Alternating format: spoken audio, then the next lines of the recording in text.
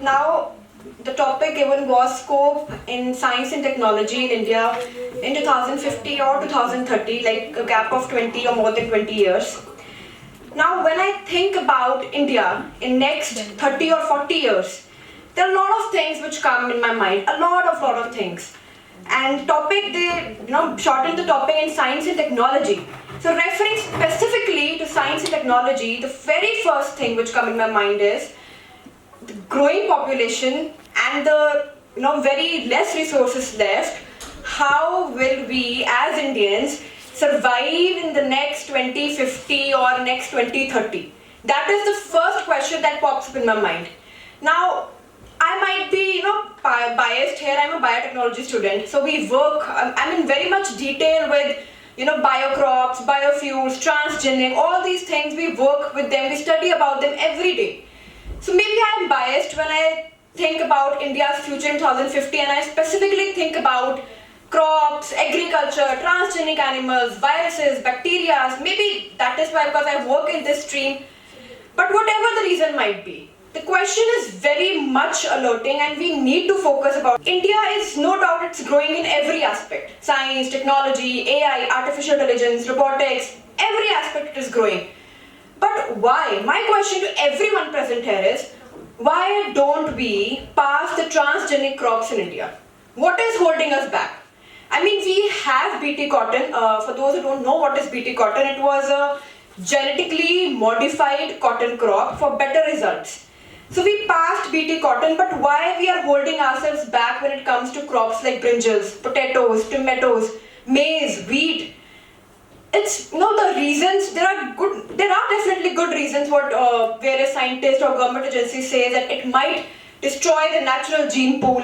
It may result in some introduction of some wild varieties into the separated gene set. But if we can make nuclear weapons, if we can make nuclear missiles, we can definitely at least talk about using transgenic crops. This is the very fundamental thing. Food is our basic necessity. Water, food, shelter. These are the basic necessities. They were the basic necessities and they will be the basic necessities. So if we as Indians are not able to provide our fellowships and our fellow citizens food, there is no point of advancing. Because whatever you do, ultimately every one of us, we all need food. Every one of us, every individual needs food. You cannot say that I can survive without food. No, that is not possible. It's simply not possible. So with increasing size in housing properties, agriculture farms are being reduced. Population is continuously increasing, lands are being occupied, industries are being set up. What about the crops?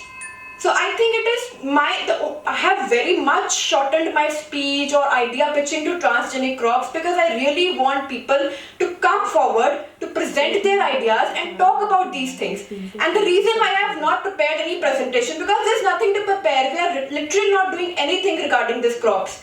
Once India passes has passed BT cotton, and if our government passes the transgenic crops like brinjals or potatoes, that day I will be very proudly, I will make a presentation and I will talk about it. But for now, it is just under discussion, and I will welcome all those ideas. Anyone who can say, or I can meet them, they can call me to talk about beautiful country. We can say that we have transgenic products, we use them in the market, and we are in very good future hands.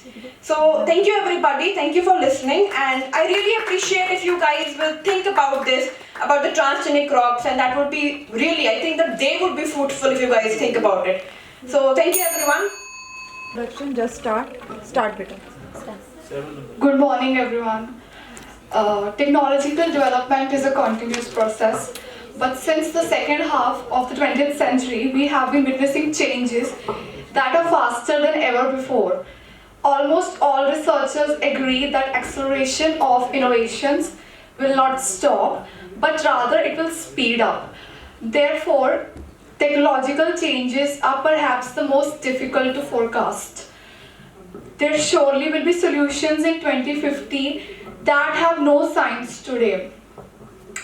There are developments that do not yet work or not with the efficiency required for their spread, But in a 30-year perspective, this is sure to change, and this analysis is mainly focusing on these key ideas, like in biotechnology.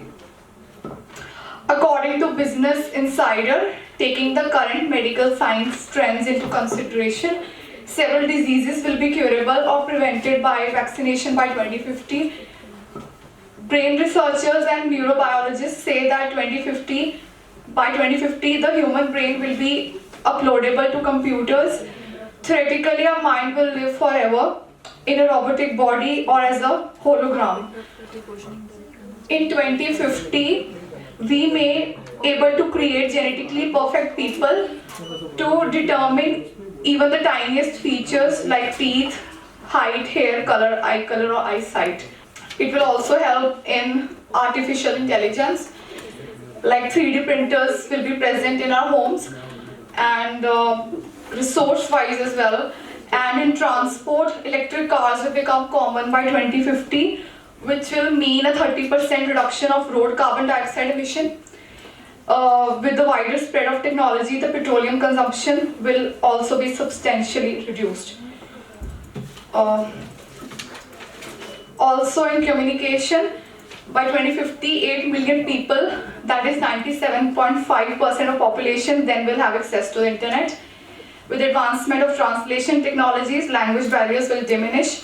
By 2050, automatically simultaneous interpretation will become default all over the world. We will be able to speak a foreign language with the help of special glasses and a mobile application or other devices. These technologies are present already in test versions. By 2050, they will be perfected.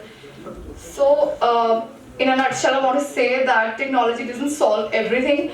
Although numerous positive developments can be expected, certain processes like global climate change present a worrying outlook.